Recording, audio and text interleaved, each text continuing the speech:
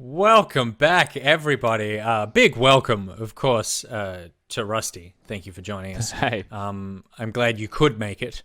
Uh, that was a much cleaner game from Order, and therefore Order taking out Series 1. Juves, what did you like from Order in that game? Did they listen to the advice about the 20-minute checks? I think it was a lot cleaner from Order. When I say cleaner from Order, obviously I think Harry had a bit of a nightmare that stemmed from like level one. But the important thing for Order was that they were able to stabilize around him. So it's very easy when your mid laner's behind to crumble. And I think the real big positive to come out from this is that they were able to stabilize top lane, to be stable in bot lane, to have a very good jungle performance, to have a very big Rift Herald fight that actually like swung, I guess I would say, got Harry back into the game. So sometimes it's not necessarily about like, did you play well the whole game? Were you in ahead from one first minute to the 30th? It's what were you doing or what were you able to do from a pretty big deficit? And I think Order showed us that they do have the resilience and the smarts to kind of slow that bleeding or stop it like they did.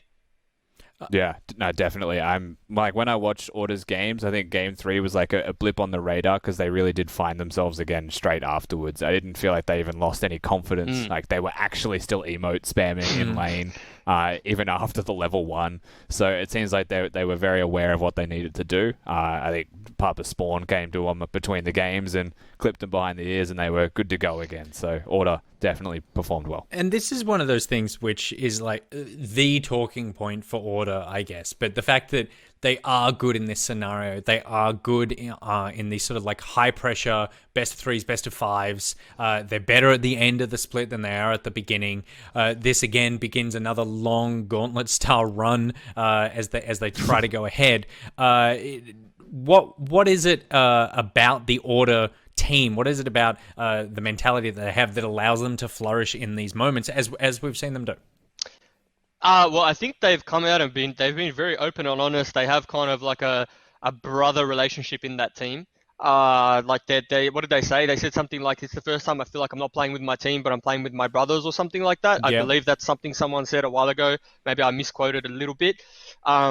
But I think when you're playing in a team where the environment, if it is that good, then I think no matter what deficit you find yourself in or what scenario you find yourself in, it's definitely a very pleasant thing to be very, very pleasant to be playing with. Like I've played in teams where we've had a similar environment where we're all best mates outside of the game. And when you're in game and you're in a deficit or you're struggling and you're battling uphill, it doesn't matter because you're just having fun with the boys. Yeah. Yeah, that's big. And I think the other part as well is like that there's emotions behind that team. And you have to look at what those emotions actually are. Because in a brotherhood type environment or in a friendship type environment, you can bring those up around you that need to be brought up. And when those big moments come, you feel that together, right? Yep. And you're able to actually rally behind each other and get in the zone. And that was something that they had last year with the Ross they had, and I think still persists this year as well, is like give them the big game, give them the pressure, and watch them actually rise to the occasion and say, we can do this. There's also, after the game that they lost, there's no scapegoating either, in the sense that there's no bad blood. There's no that this guy played poorly. We need to fix this. It's all right. Like we played poorly as a unit, as a collective, and I think that's why you got players like Rare 7, players like Swiper that are, I would say, not the most emotional in the league, but they're definitely some of the most animated. They definitely take to social media and post about what they're feeling after a series. And so, like Rusty said, picking them up and getting on their momentum, they're a hard team to beat when it comes to pressure situations. So then let's flip and talk about AV, because obviously this is the end of the split for AV. And Rusty, I think that it would be fair to say that this was not a team that we were expecting to get here. I think everyone would have had the money on Pentanet.gg at least being in the conversation for this, if not, potentially higher than where AV were right now. You've had experience with AV last year where they had a more successful season. How would you characterize Split 1 of 2020 for AV? I mean, they're fighters. That much should be known for certain here to be able to get into the playoffs in the first place. Like, they very clearly faced adversity, whatever that may be. They still came through on the other end and put their all into the series. I think it's worth commending that like every team improves during the split, right? You tend to start a bit shaky, and you tend to improve as a split progresses. And I think we saw AV go on this journey of self-discovery as a new team with new players in new environments, and try and find themselves the best they could. And I think by the end, they were getting closer to that recipe, and it's just not enough to take down a team like Order in the end. Yeah, I actually I had AV as fifth in my power rankings at the start of the season. Well, look at you. Yeah, I just thought I'd mention. No, but the reason being was because that I think that sometimes a team with a little bit of crazy, and I mean that in a good way, sometimes a team with a little bit of crazy can do crazy things, exceptional things. They can steal results. I think AV is one of the only teams in the league that has that crazy. They have that. We will take a 4v5 and we'll lose 3 weeks because of it, but there'll be a week where we win because we've done it and we're not afraid to do it. And I think the one game that they got in this series is a testament to their attitude towards the game and how they play. So I think what they need to do is they need to keep that attitude, because I think that's what defines their team, is that they aren't afraid. They're not afraid to go toe-to-toe. They're not afraid to take a skill check team fight. They're not afraid to just, take a 4v5. But they need to take that attitude and take that dynamic and hone it in the right place, because there's sometimes where it just looks like they're mega inting, right? On that point, obviously, we're heading into the off season. There can be some shakeups in off season. There were some shakeups towards the end of Split 1 for AV that they needed to deal with. But Jules, what kind of off season do you see AV heading into? Is there the potential for a lot of big change? You say that there needs to be a honing. How much of that is just about making the current system work, and how much of that is replacing a piece or two to be able to make the ideal of what you're trying to go for happen? I think that's a very hard question to answer, because we could see But you're not the GM of AV. Have I exactly? Got my We could wrong? see up to 3 changes potentially, right? We could see different top laner. We could see Violet. The way Violet played this playoffs, we could see Violet be the starting AD, right? Like that guy, he was pretty good today. We could see Gunkrab try and play support. We don't know these answers. The one thing I'll say is the one thing that I think they need to fix, if possible, is that I think they just need to get a better understanding of game states and what's theirs and what's not theirs. That's a very broad statement, but is this dragon their fight? Is this river their river to contest? Should they be invading? Just fundamentally, they need to get better. At the fundamentals. They have an X factor, many teams don't, but they don't have the fundamentals that a lot of the teams have at the moment. Yeah, I agree with that actually as well.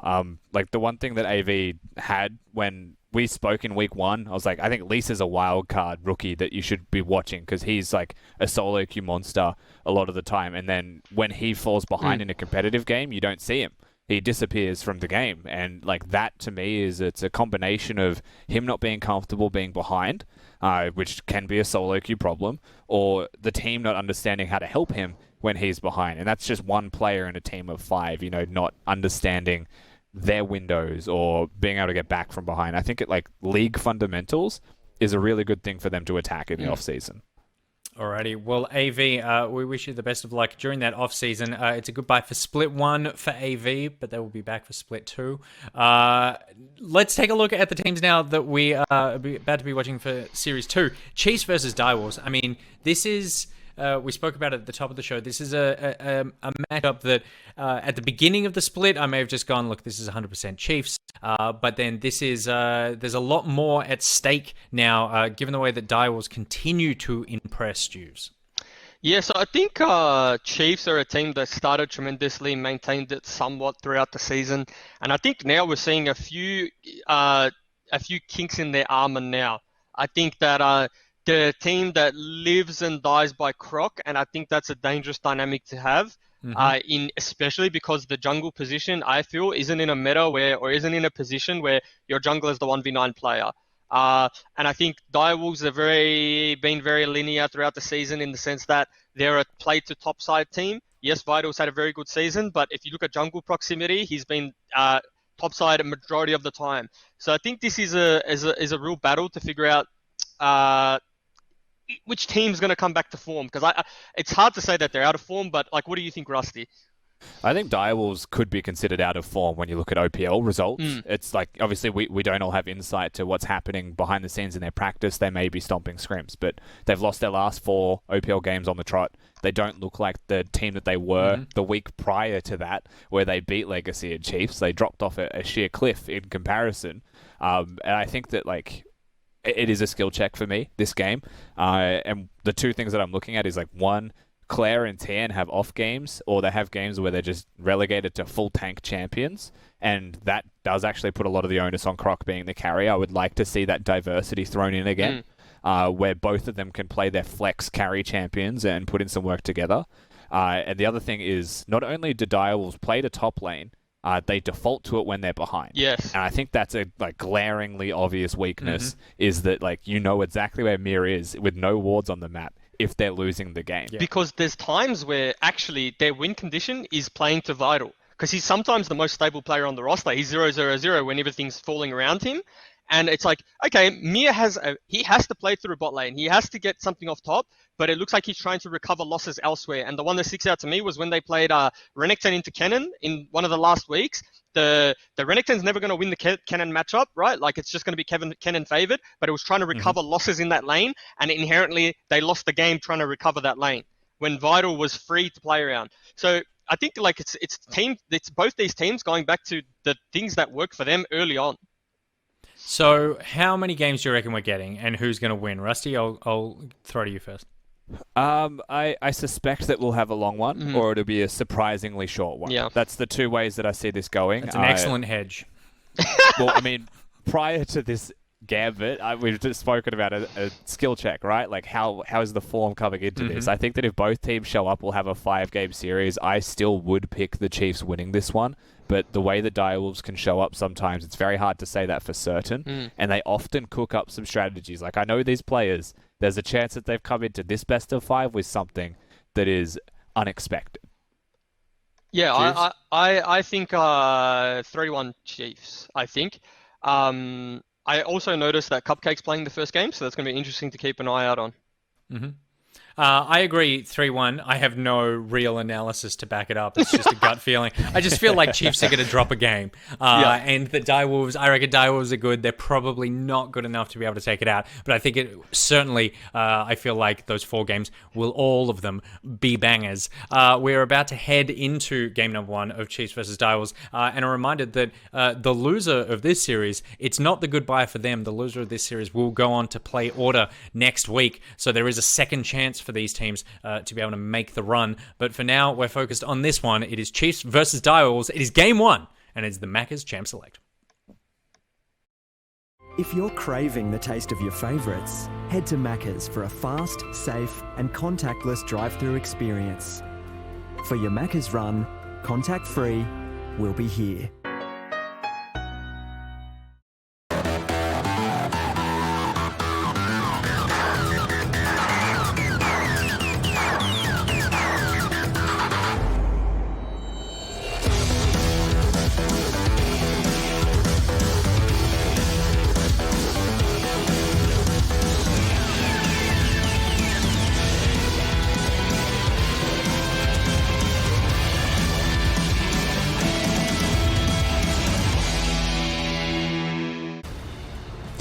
Welcome back for our second best of 5 set of the day. It is the playoffs here in the OPL, and if you've just tuned in, you missed a banger. Order securing their spot to go through as they took down Avant handily 3-1, and now get to cast with none other than Spawn himself, which would have been a very different cast had you guys lost.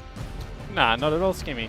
We're just here as the professionals we are, ready for a long day in the office. As you know, I kind of want to touch on what the guys were saying before the game, because they thought this was going to be a 3-1. But I think they're kind of underselling the craftiness of Chippies and Shock in a best of 5 series. And I think if anyone suits a best of 5 in the OPL, it's those two individuals, because they have so many of these dynamic picks that you don't really want to run a gambit on in a best of 1, but in a best of 5, you know. What about an Olaf top lane? What about a Fiora or a Jax? What about an Urgot in the mid lane with maybe a Yuumi support? Like, they just have so many curveballs to throw at you. But this is a much more standard game, I think, as we look at the pick ban phase. A lot of respect given towards Aphelios and Kalista, as we've seen kind of all night, Skimmy. Yeah. But I think getting it off the board is kind of what we need to see here in these games. They are just too strong. They're meta-breaking champions. For sure, and I think it's interesting for me to see the fact that, you know, Katsuri in particular has been so strong, in particular on those two in Aphelios and Misfortune, now starting to expand that hero pool by, you know, showing that he can play the Varus. And we haven't seen the Callista come out of him, but, you know, we have definitely seen it come out here from Vital, and this is a guy that will definitely, if given half the chance, abuse the mechanics that it presents. Yeah, and I mean, I really like the Callista ban if you're going to have this high priority in Tahm Kench, which it seems like Katsuri and Korea CK are going to have. The reason that they would also ban away something like an Aphelios is this is much more of a bully lane. And I think we saw it last year is, you know, with Violet picking up the Varus. This is a champion that, in the right hands, can really win early game hard, right? So, you know, I don't expect the Chiefs to want to pull this one late. Everything they've locked in so far, Skimmy, just says that this game is going to be over very, very early. Yeah, it's definitely what they've made apparent with their play style coming into these playoffs, that they are very much, we hit a certain break point in the game and we look to just shut it all down. We want to force that team fight. We want to showcase that we are a very mechanically gifted team.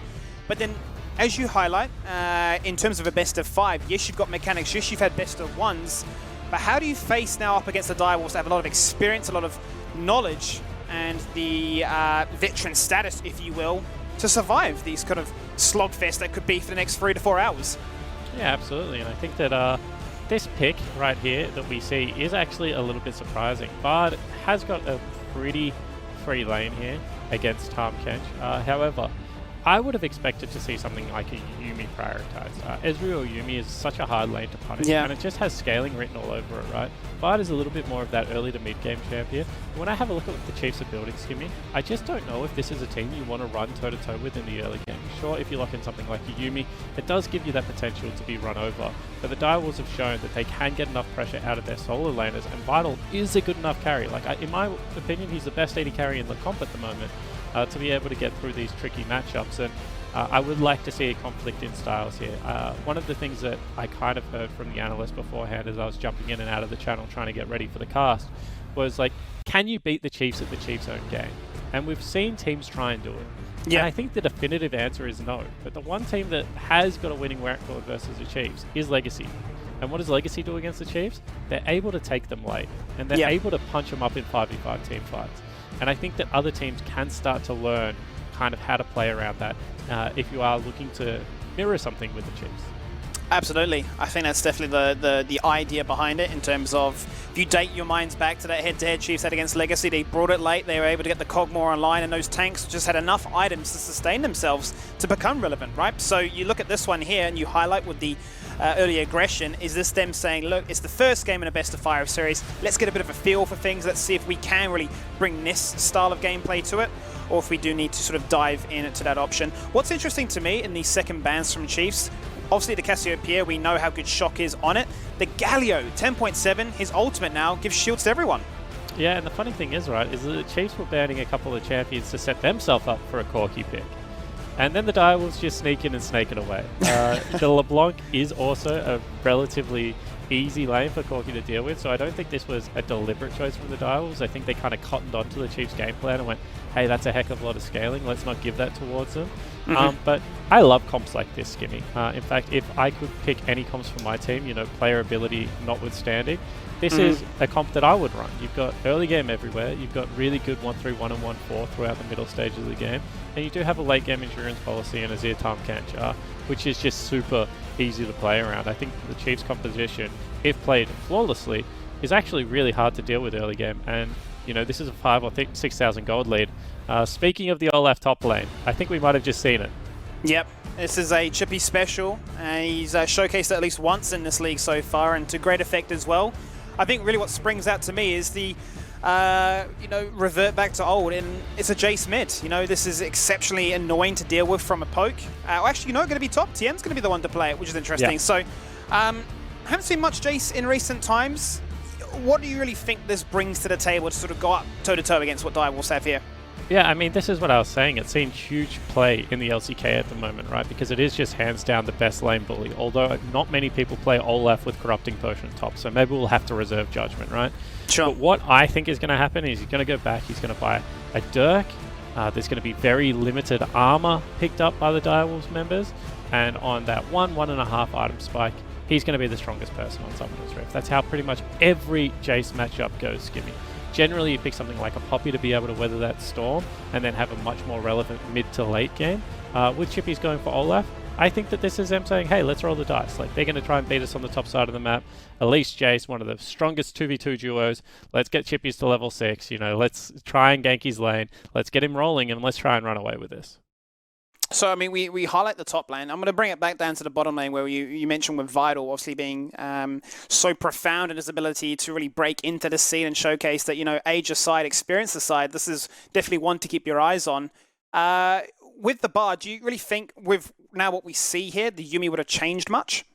Yeah, I think Yuumi would have been like the best pick hands down because of how well they would have scaled. Like the Bard to me is kind of the one pick that sticks out like a sore thumb because everywhere else they've got scaling. In saying that, Cupcake is a really, really good Bard, so maybe it's just player preference. But I would expect them to maybe even win this lane. Varus Time Kench is one of the strongest laning duos, but just given how good Vital is on Ezreal, I've been on the other end of his Ezreal a couple of times. It's very, very tough to deal with. He is very elusive. He plays it very aggressively. So I like the Direwolves bottom lane. Actually, I like the entirety of the Direwolves comp. It's just about whether they can weather that early game storm that at least Jace Varus is going to put on them. These are some of the highest one-item spiking champions in the game at the moment, Skimmy. So the Chiefs all about packing that one big punch early and trying to get themselves in an advantageous position. Well, let's jump into it. Our second best of 5 series of the day. Chiefs taking on Direwolves.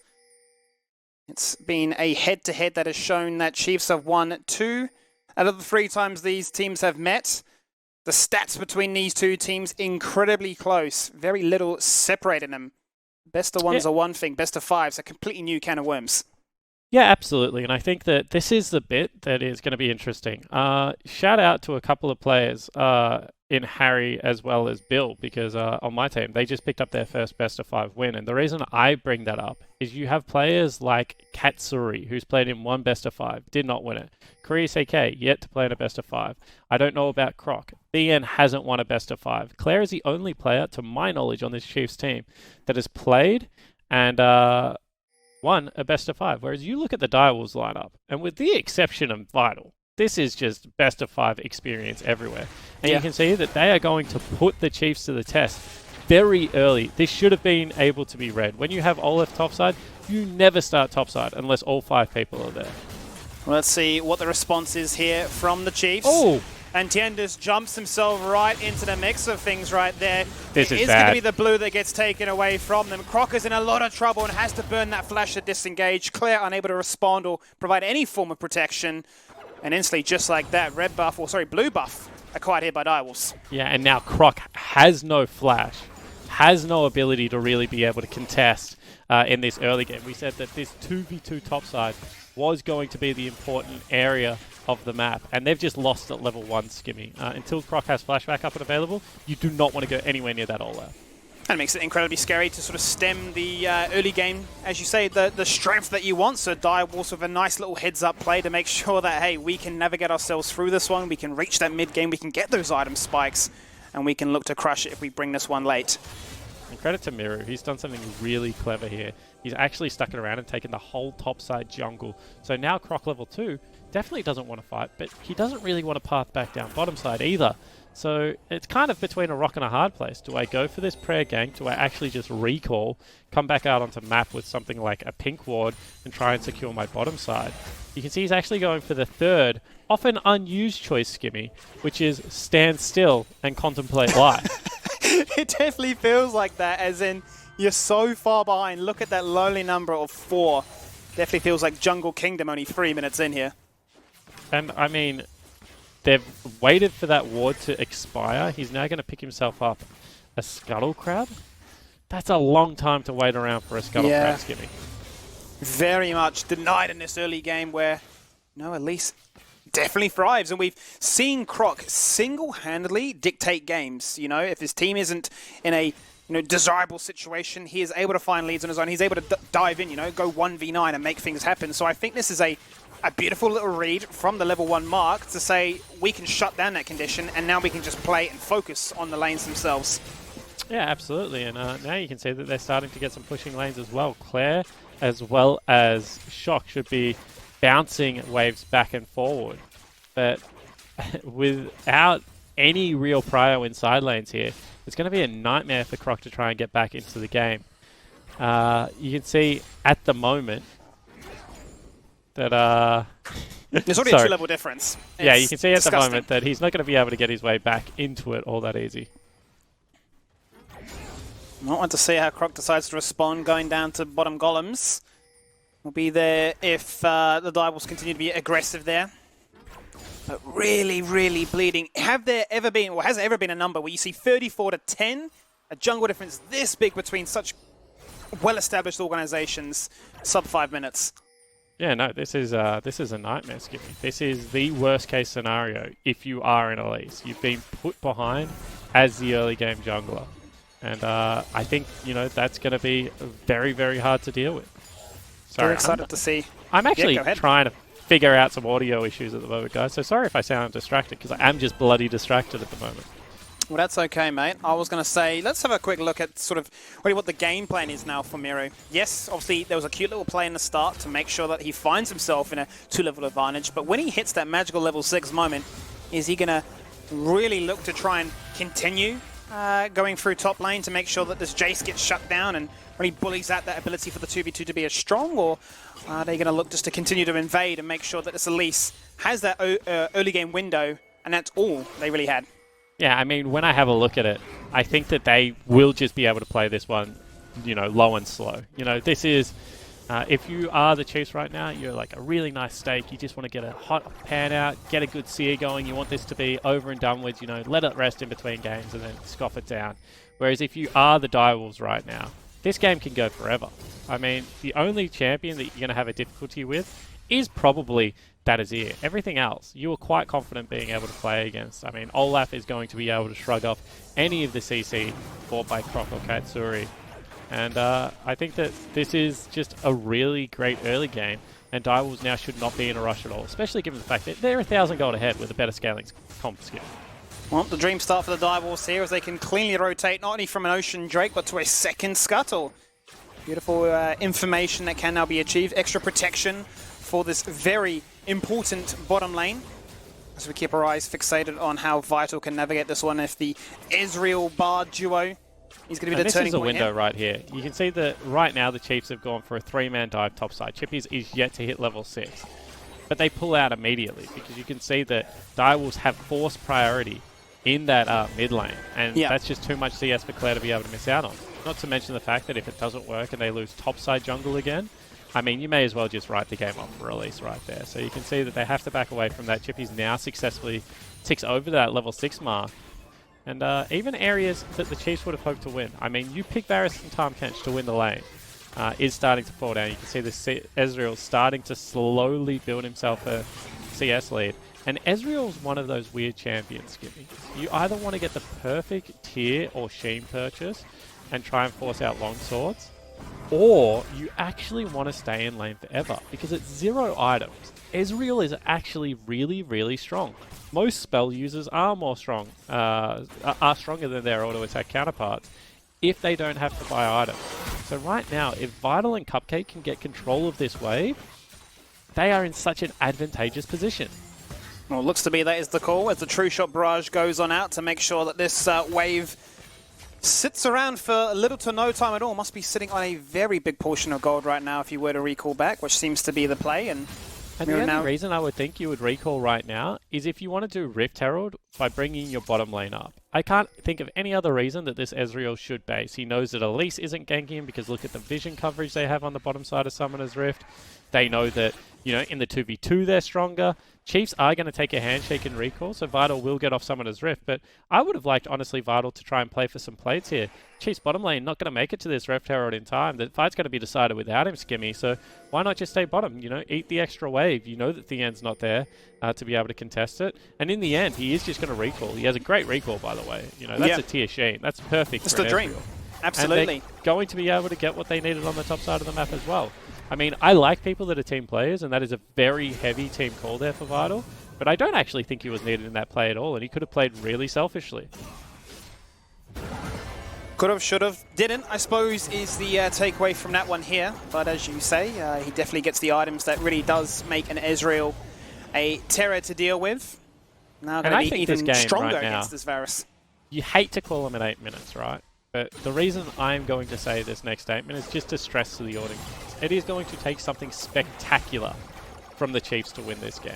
And I want to draw people's minds back to the regular season, Skimmy, when the Chiefs were playing against Direwolves with Cupcake, and they were playing a Tahm Kench composition, and Direwolves had them in this like 1-3-1 squeeze, where the game was just becoming increasingly difficult. And Chiefs playing double divers were able to claw their way back into that game with a brilliant teamfight around mid lane tier 1 turret. That teamfight was like nothing short from like very special from the Chiefs players. That's what they're able to do, right? They are these players that can take over a game. This game needs something equally as special, and they're going for it right now. They are indeed.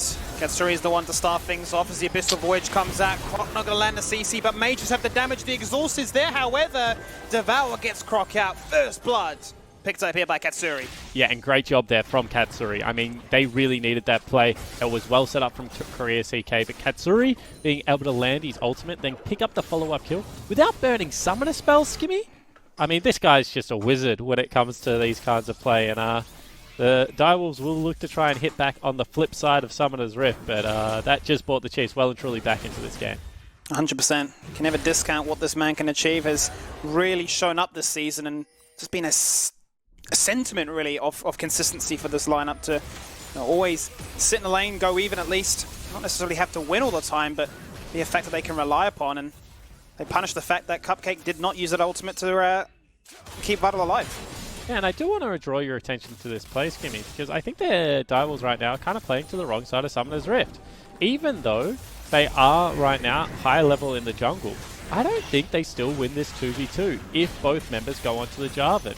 So this is one of those very risky plays. Well, they're going to make that risk happen. The Cataclysm goes out, and I think that was really, if anything, to make sure the Rift Herald found its ultimate value, buy some time, get a distraction. But he's going to flag and drag out of that one. Yeah, I mean, that's like one of those optimistic ones. Maybe Fat Fingers Ease like takes full damage and then you can just Ragnarok in and kill him. But I think you're right. Like that's for the plates, that's for the chunk coming across here as Korea CK Katsuri look aggressive again in the bottom lane.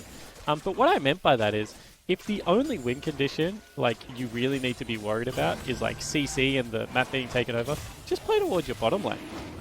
You get some plates onto Vital. And I think Juice was kind of mentioning this. Sometimes when the Direwolves have a really clear win condition of playing towards their 80 carry, they will choose to play towards top lane. This looks like it's going to be a 5v5, Skimmy. Everyone's here. Well, this is going to be our first glimpse at what these two teams can achieve. And it is going to be a case of Miru getting a second dragon for the team. Another scuttle as well. Teleports were burnt in that exchange. No fight will take place as a result. Oh boy, if this is a Mountain Rift and Direwolves get Mountain Soul, that is nearly the ideal thing for this composition. There's going to be a lot of flat pen in this game. You know, wouldn't be surprised to see an Oblivion Orb to try and combat some of the healing that's going to come out. So if Direwolves are able to pick up a Mountain Soul, that would just go, you know, insanely far at being able to shut down any damage that Chase is going to bring to the table. And Varus is also one of those champions because he does such hybrid damage, Skimmy. He doesn't really want to buy a Last Whisper item, right? He's nearly better off buying a Void Staff with how his damage spread is sometimes. So, you know, I think Mountain Soul could be right with the Direwolves order. Scaling comp, 2 dragons so far. Things happy days for the Wolfpack. Yeah, we've seen situations where 4 mountains can be achieved, and I hope we don't get another one of those situations. That was thanks, pretty just disgusting. bring up the one game we lost. That's a good job. A way to keep your Colourcaster just in a swimming mood. I had a coffee. There's some chicken wings on. I've got a coffee here as well, mate. I'm glad we're on that same page. Caffeine is oh my gosh, the piercing. Oh, Katsuri, you're just dirty. He's Rob, up 2 kills, up filthy. by CS. The man's going to make it happen. And I said you picked this lane to win this lane, and I thought the window had closed, Skimmy, when that perfect back was achieved by Vital. But since that gank came in from Croc, this has been an absolute wash. And now they're about to take a turret in a 2v2 scenario. He's up by 1,600 gold as a result of that one right now. He is making it a case of this is where you need to keep your attention, ladies and gentlemen. Bottom lane, ADC flexing, who has the bigger mechanics to really make things happen. And this is kind of amazing to me. Remember how much of a lead Jungle had It is 20 CS still, but it is only one level. Yeah. And you would argue that right now, Croc's pressure on Summoner's Rift, outside of that level 1 play, has been higher. He was able to avoid Rift Herald taking down a turret in the top lane. He ganked bottom lane and generated this gold lead that we're seeing, you know, take into full effect. Mir has been able to pick himself up 2 dragons, which is really awesome for a scaling composition, don't get me wrong. But in terms of actual skirmish pressure around Summoner's Rift, you would have to say that Croc has, after a disastrous early game, like done his job almost in being able to generate an early game lead. He's got Bien in a good spot in his bottom lane, very far ahead. Yeah, basically back into it, right? As if you can almost forget what happened in those first 5 minutes. And I suppose if you're just joining the stream right now, you look at this and go, what on earth are these casters talking about? Well, you know, this at least, there was a time and place where they were sitting top try, waiting for a scuttle to spawn at 4 CS. Blue buff denied away, unable to really do anything. And now, the one in the driving seat. There was a time where it was a 20 CS discrepancy, and Mir only had 20 CS. Like, Croc had nothing, Skibby. He had a red buff and a dream at that stage of the game. He packed up his bags and he was like, let's go next. But unfortunately, you can't do this. Or maybe fortunately in competitive games, that would be an interesting one to commentate upon. Regardless, the Rift Herald will be taken out of the time. Too far. And that is going to be a reset as a result of that one. That is an interesting situation, which really gives Direwolves plenty of time to re-establish their control on this river. However, I do love what the Chiefs have done here. Whenever you drop aggro on an objective, go and get a wave of prio. Like, no one likes to see those 6 creeps just die, although if they go... Oh, Shock actually just disengaged the wrong way with the package. That hurts to see. Mirror going with the Cataclysm. Used the stopwatch, expecting follow-up damage. But all I'm seeing are things that look blue. It's Chiefs getting kills. Claire dashing into the backline to make it a triple kill. And get these boys on the score sheet. 3 kills now on this Varus as Katsuri survives. Yeah, I mean, Katsuri at the moment is just huge. Theon's going to fall down, but who really cares? Even team fight, but the objective goes over to the Chiefs. And all that I can really say is, how did Corki fly backwards, Skibby? Like, what happened there, actually? Let's have a quick look here. You have to imagine, is this a smart cast issue? I really wonder. I don't know. I mean, you have a look. This is such a decisive turn from Miru. And then Shock wants to be able to catapult himself through that Cataclysm, but not able to do so. He would love his W available right now so he can get over this stupid wall as well. But he has to burn the flash. Claire's going to pick him up in a 1v1. That hurts if you are the Direwolves mid laner. That's all I'm going to say on that one, Skibby. Absolutely. The team fight looked like it was going to be all Direwolves, and then it wasn't. The red carpet, I want to call it almost like a baby rumble, if you will, but if it goes the wrong way, it doesn't do much. It is the baby rumble, especially when you have the package. It's significant damage at this stage of the game if you're able to land the package on 2 or 3 members. This is going to be the Chiefs as well, challenging a dragon. Chippy's in the top lane, teleport down. Wonder if that's why they feel like they can make this play. Yeah. This is going to be what Chippies likes to do, right? Is to set up pressure on a side lane, really draw in the attention and force the opponent to respond by making a proactive play, which is what Chiefs do. Now they pick up the first of the Mountain Drakes that I have spawned. And they get themselves in a situation where they can buy more time, continue to get items online, and look for more desirable situations. Yeah, and everything we said about, you know, the Direwolves wanting to pick up this Mountain Dragons, you can also probably say about the Chiefs, the Direwolves conversation as well. Yeah. When you have a look at Corki, he is a marksman that you take his AD damage and then 60 or 80% of it becomes magic damage. I think it's 80% nowadays. So he doesn't really want to buy penetration either. Then you have a look at something like an Ezreal. He's definitely not preferring to buy a Last Whisper. In this game, I wouldn't think. You know, there's no healing, there's no real armor stackers, so these Drakes are going to really buff up any small armor purchases that we see. You know, whether we see a GA picked up on something like a Varus, or if, you know, Tabbies come through later because they sell some items and they realize that Swifty Boots and Zerka Greaves are kind of trolled this game if you're going the attack speed version of Varus. So, you know, there are lots of little ways that you can augment your armor and MR if you are the Chiefs right now to make these Mountain Dragons super impactful. It'd be interesting to see actually what they are, what both teams are willing to sacrifice as a result. As you see now, Chippy's once again in the bottom lane.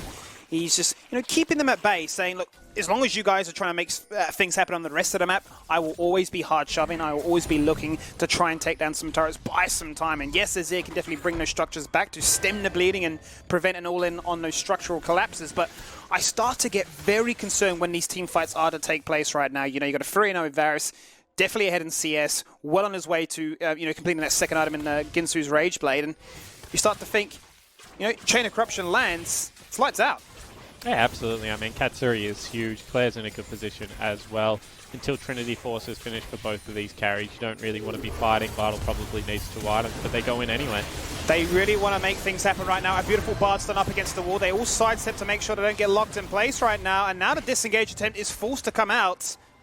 Direwolves unable to execute. They will be able to take a couple of summoners as a result of that engage. But will be hurting as they wanted more. But they were traded summoners, Skippy. So that's support summoners for support summoners. And, earlier collapse there from the Direwolves. Thean was able to get his wave out. Now on the rotate, they know that Chippy's probably wants to go back and collect that bottom lane wave. So they do get the Rift Herald charge off in mid lane. Although now Shock here, and Chippy's is actually cheating over. Oh, Croc. He's been devoured. He's been cataclysmed. And he's just going to get slam dunked down. It's a 1-for-1 trade. And now they look for more. A big buffer of shields go onto that Tahm Kench. And it evaporates as he's out of harm's way. Direwolves with the numbers, with the health balls to work with, can look to reprimand what was done to their mid-turret by taking down their enemies. Yeah, and this is why Tahm Kench is really valued overseas and why so few teams in the OPL can actually utilize it well. In a 1-3-1, it gives you such safety against these all-in engages. And what the Chiefs are doing super well is they're playing in a relatively safe area. Like both times that Miru's had to go in, he's actually been in turret range, and the Tahm Kench has been able to save people. Now, Croc was way out of position there. That should have been a much better fight for the Chiefs with how Katsu was able to free hit. But still, they trade 1-for-1. They trade 1 turret for 1 turret. And Azir didn't have to burn anything. He just stayed in the side lane. Now they've got both outer turrets down. Baron has spawned. The Chiefs at this point of the game are at their strongest. We spoke about this stage. Double lethality item, 2 items on Katsuri as well. Croc has equalized the CS, has equalized the experience. He's heading towards the second item. If I'm the Chiefs, I'm saying, you know what? We're still on for this 20 to 25 minute Baron. We're still on for a second Mountain Dragon. We might not have a soul win condition, but we have definitely slowed down the Direwolves' pace, and we have not been outscaled yet. Still no tier item upgrade available here for Vital. Shock is very big. Chippies is going to become a problem on the second item purchase. But for right now, the Chiefs can definitely fight. Well, that's what they'll be looking for as they've stayed present in this mid lane right now. They will be going up against the double Trinity Force. And the Mikhail's Crucible also completed, so a fair bit of protection to ensure that these two AD, or I want to say AD carries, these two carries in general really, can output the maximum damage to really prevent what is going to be Chiefs forcing engages themselves. Yeah, look, what do you call Corki nowadays? Because he certainly builds attack damage, right? And that's where the name comes from, attack damage carries. It's not like we call them physical damage carries. There's Thean in some trouble. Absolutely. Forced to burn the flash as Cataclysm lands, and Chippy just runs him down with the Ragnarok active at the very last moment. That's disrespect. The axe gets the kill. The toss is done. The damage is out. They all jump through a magical journey. They're having a grand old time. And they actually feign the engagement. Clear caught completely off guard by that one. But so much damage comes out as a result of this one. Varus pumping from afar. Croc jumps down. He gets devoured. He gets taken out. And now they get locked in place. Miru's so low, and he is deleted. No junglers if this fight were to take place. A big shield on the fish there, but he falls on down. Olaf makes it happen. Shutdowns galore as Katsuri falls to the floor. But Clear survives. He's juking and jiving. He picks up a triple, and it's all things Direwolves. Yeah, it certainly is. And I mean, that's what the strength of the Direwolves composition is. But Thean was so far out of position at the start of that fight. The rest of his team posturing in the jungle. He looked like he wanted to contest through mid lane, but unfortunately you can't do that yourself. Dare I say, Rare 7-esque from Thean in that regard, in that moment in time, Skimmy. And the Direwolves going to be able to put themselves on Soul Point. That they are. Definitely going to give themselves that situation where you're thinking, you're scaling on up. 2k gold now and a Soul Point. It's looking great. Just these engagements, how meticulous it was. Look at everyone else goes into the jungle, and Thean says, okay, we're still challenging mid lane Prio. That was definitely not the case there, Skippy. Midlane Prior was well and truly gone. This magical journey was a strange one because it meant his team took a lot of damage, and Claire with a great flash over the wall. Croc, if he had a killed Vital, that's a game-winning play. Because he didn't kill Vital, it actually ends up losing them the team fight. Because Cupcake is able to lock down the 2 key members. And you can see from here, it's just going to be a back and forward affair. Cupcake landing another clutch stun, kind of solo carrying this fight. Shock will flash in and be able to pick up the end scraps. But Azir still very much is a champion on Summoner's Rift, picks himself up a triple. So while Soul Point has been achieved, Claire definitely cannot be slept on right now. Absolutely not. He's definitely a force to be reckoned with as he's starting to hit those major power spikes that we know that an Azir can definitely do. And I think that should have been the fight that the Chiefs won, right? What is my question now? Do they look to say, look, we're still as strong as ever? You know, that was a blip on the radar. We still want to make this Baron a reality. Yeah, so that's. I mean, I'll speak for my team in particular because I don't know how other teams function. But what we would say is we're still just as strong. Katsuri might be caught out. Well, there's a lot of ultimates engaged to make things happen right now. He's just going to stand strong, but fall just flat on his face. There's no other way to describe it at this stage. It's disengage mode for Chiefs. They wanted to make the Baron a reality, but back-to-back team fights have not gone their way. A beautiful flash stun from the Bard, ensuring that that will connect. Cosmic Binding, something out of the Nexus, the planets, the solar system afar. It is making it happen. They have made a wish, and they are looking to take this Baron now. Yeah, and I mean, losing this Baron would be a disaster, but how do you really contest it? Maybe you hope for a steal. Croc coming in, 2,000 health. Don't do it. He gets deleted. Vital prevents the potential steal here. Now they have the Baron, and in 2 minutes 40, they can look to close this out with a Soul Point too. Yeah, and what I was going to say, Skimmy, is you're not any weaker. They're just stronger, right? And because they're not building defensive items, they're building offensive items. You can technically still win fights, they're just much spicier, is the word we generally use. Now the problem is you saw that Katsuri actually just got 1 hit by Vital in that Cataclysm. Katsuri kind of looked like he was just chilling out, you know, this is a day spa, I'm just going to stay inside the walls, I'm going to be safe, and then Vital hits him with 2 spells, and all of a sudden, his game is over. Like, he's not taking all that much damage at the moment, but then he just takes all of his health. I think also there was a Corky Rocket in there as well. But Cuppers is just having a bloody ripper, isn't he? He really is. And it begs the question right now, how do they look to try and utilize this, you know, double support advantage they have in a if best he of plays 5? this well, you don't. You just keep playing it. I'm a big fan of, you know, not changing things if they're not broken. And Cuppers is just popping off. He's 0-1-9. He's been a part of 9 out of 12 kills. I think he's having a ripper game on the Bard right now. Would be making Rusty very, very happy. And why would you ever think of bringing in a player in if this is how well your starter is playing? I think Decoy, if he wants the title, would be more than happy to just let Cupcake play this one out if this is the level that he can continue to play at. Well, if you're a team player, obviously you want your team to go through further to the finals. And right now, they are definitely putting on a strong performance to give Chiefs a hard time here. Bear in mind, you know, Chiefs finishing that season 17-4 with Direwolves only going 12-9. So it looks at face value very different. But in this game at least, and you highlighted at the very start of this one, the experience that Direwolves have in best of 5s is starting to show here. Yeah, and I mean, when you think about the Direwolves season, there was a 2-week period where I genuinely thought, hold the thought, we're fighting again. We are indeed. Tempered Fate and Cataclysm, it's all things AoE. 2 members are so damn low, but in the end, the carries make the damage connect. They delete them at their turrets, and they want to look to collapse. They want to really make things happen here. Baron buff would ensure an inhibitor, but with the Soul Point up in 29 seconds, restraint is shown, and they can just look to disengage. Yeah, I mean, why would you not take Soul Point at the moment? We said, you know, this is a composition that's going to struggle to build those resistances. Look at Chibi's item with the Mountain Soul. Look at Miru's item with the Mountain Soul. This is just such a gross comp to give that to Skimmy. Yeah. And what I was going to say is there was a 2-week period between maybe week 7 and week 9 where I thought the Direwolves were the best team in the OPL.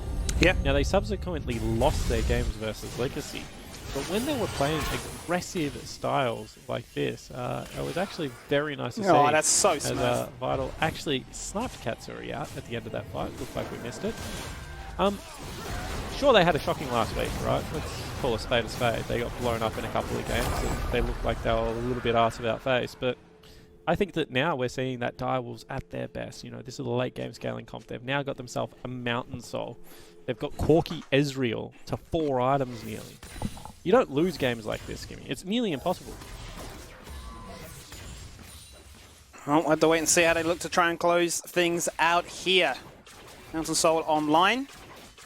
And all the pressure to just haphazardly, quite honestly, just force these fights. You know, Mirror, every single time he's got the Cataclysm, I feel like the arc here is just bound, almost strapped down with sellotape to make it happen. He's always looking for those fights and just always has protection, always has members around him to say, we will follow that up because we have the damage to connect. Yeah, well, that's what Mirror's job is in this composition now, right? Early game, Mirror is there to protect the lanes, get the scaling going, you know, he helped with the level 1 invade. At this point of the game, Mirror's and Cupcake's job is to just make the fight start. Like, just get it going. Like, however you can. Throw your body at them. Throw some meeps at them. I don't know what Bard does. You know, tempered some fate, whatever the heck that means. And then the carries will, like, delete and two-shot people. We've seen how strong the carries are at this stage of the game. So it really is, like, Miru's job is just make it spicy. Just get the action started. Chippy's now, however, is in the bottom side of Summoner's Rift. They do call Theon over there to defend, so I thought they might have looked for a 5v5 team fight instead. But you can see they're just seeding objectives slowly. Well, it was looking like a three-pronged attack for a second there, with every lane pushing on in, and Chiefs just like, well, how do we respond to this one? Where can we look to try and find a pick? They've definitely been on the back burner for at least the last 10 minutes right now, with fights not going their way and Most teams are terrible at this, Skimmy. I talk about it a lot on broadcast, but matching waves at this stage of the game is so crucially important. If you're Chippies and there's no one on that mid lane wave, there is no reason to fast push it. You want mid lane to be crashing right now, and it crashed about 15 seconds ago, because obviously mid wave and bottom wave, they take about 10 to 15 seconds additional time to walk down the longer lanes. But you can see again, Chippies is one-shotting this wave. So what that means is Varus can deal with the wave right now, and that wave's going to be gone by the time top wave crashes.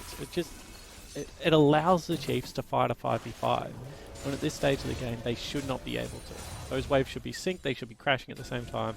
Obviously, then Chippies can leave, go into topside jungle, they don't know where he is, maybe he's going to be Bard portaled in, and you should be able to find 5v4s off the back end of that. So, still little holes in the Direwolves closeout. That means this game has dragged on. It's now 31 minutes in. Now look, I don't think they're worried about that. Their comp is just much better in the late game, but maybe it should have been done by now. Well, begs the question, right? With Baron now online, how do Chiefs look to try and navigate this one? Because you can see Direwolves looking to really play with vision and mobility to get the job started. Every single time Cupcake is there with a Cosmic Binding, he is always connecting, always making members scuttle away. It's really up to Chiefs to try and find that one crucial pick to really turn this game on its head. Yeah, and I mean, the Chiefs' ideal game plan, right, is they just sit here for 3 minutes and nothing happens. However, that's not going to be the case because there's a two-man Baron effort going on at the moment. That it is. The rest of the members are sitting pretty in the mid lane, keeping them distracted, and whether the Chiefs know it or not, they're unable to respond at this stage, at least anyway, because there is just so much damage between these two to get the job done. They now secure the Baron. Out comes the Azir turret, delaying the inevitable, quite honestly, at this stage. We'll take a quick stock check of the goal difference, and yes, while Muru did fall behind, well, I want to say fall behind, whilst Croc was allowed to get back into this game, he's definitely been shut out once more. Yeah, and look at the top lane discrepancy. 3,000 gold lead for Chippies on this Olaf. He's just taken so many structures, Skimmy, and Katsuri, you cannot take that poke before an important team fight, trying to heal himself back up, but it's not happening. And these mana minions, this poke composition is just so online, Skimmy. Yeah. You can really see the proof in the pudding right there as to True Shot Barrage coming on out. And if that even tickles one of the Chiefs members, they're forced to recall. And this is what I meant. Now that the waves are crashing at the same time, you cannot defend. Like, both of these turrets will go down just because of a really good synced wave. Mirror going in. Yeah, expecting that Tempered Fate to land. It will not, however. The shields will keep them protected with the Mountain Soul, as you can see on your screen right there. Double inhibitors falling on down. It's a do or die chance here for the Chiefs. Katsuri now has no flash. Oh. Very low mobility as Clear is forced to disengage away down to half. Very low on mana as well. So it's going to be a 4v5 as the siege begins on towards these Nexus turrets. The first one falls on down. Cataclysm is still there if they decide to try and make things happen. Cupcake always threatening to land a stun if he can do. The Magical Journey goes out, feigning the disengage. Up comes the Ragnarok, the Redemption to top him up. And look for that one big pick to seal the deal, to end the game. Unable to find it, and with Elder sporting at 50, we may see one final fight. Yeah, I don't want to see him go towards Elder Dragon. This is the exact same scenario that I said for Legacies. Now, Legacy took it really cleverly. If the Ezreal can solo it, maybe there is a good way that you can pick this up. But why would you just not put chippies in the bottom lane, put 4 people mid lane, wait for super creeps to crash top? Like, if you 50-50 an Elder, and the Chiefs somehow steal it, maybe you lose the game. I still don't think you do if you're the Direwolves. Like, they're 11,000 gold ahead. Yeah. But why even risk it? There is such an easy closeout here available. The only way this game ever goes Chiefs favored is if they somehow get Elder Dragon. Well, they can start doing the dance of letting those super minions crash in through those lanes. And they assert their dominance with that strength you highlight by going through and clearing out vision, pushing the Chiefs back towards their base, and that will allow the Ezreal to start off their Elder Drake. That will allow them to look for that one-man start. Question is, do Chiefs catch on quick enough? They do not. Out comes Yoda instantly to Cataclysm. Devour won't do much. Tempered Fate sidesteps, but Chippy just jumps into the backline. Hack and slash, dash delete. Elder Drake doing the job. And they're going to look for a full 5-man ace. Clear the sole survivor. He's looking for a 1v1 up against this man right here. Will he find it? That is the question. Forget about the Nexus. Forget about the gaming end. They're looking for the 1v1. Direwolves will start this best-of-5 series with a bang. 35 minutes in, they take down the Chiefs. And a pretty convincing game there for the Direwolves, all things considering, Skimmy. When you have a look at how that started, like, big level 1 advantage. Yeah. Rock, who we keep saying is a star player of this lineup, was put so far behind. The Chiefs had like this 5-minute, 6-minute window where Katsuru was able to pick up a couple of kills. They were sieging down turrets where they looked good. But then the Direwolves just were able to hit key item spikes. And I said this, like, those champions just get so much significantly better with items that the game was always going to be difficult, you know, once it got past the 2 or 3 item mark. So Chiefs, they play a difficult to execute comp. And just due to the foresight of the Direwolves, like that easy win condition of a level 1 Olaf invade, were able to kind of get a big enough lead to secure that one. So really well played. What an entertaining game 1 of a series. A beautiful game 1. And forget about the Yuumi. The Bard definitely finding the value that you want to see coming out of it from the man known as Cupcake right there. That is it for game number 1. It is a best-of-5 series, so stick tuned, get yourself hydrated, grab some snacks, and we will see you after the break.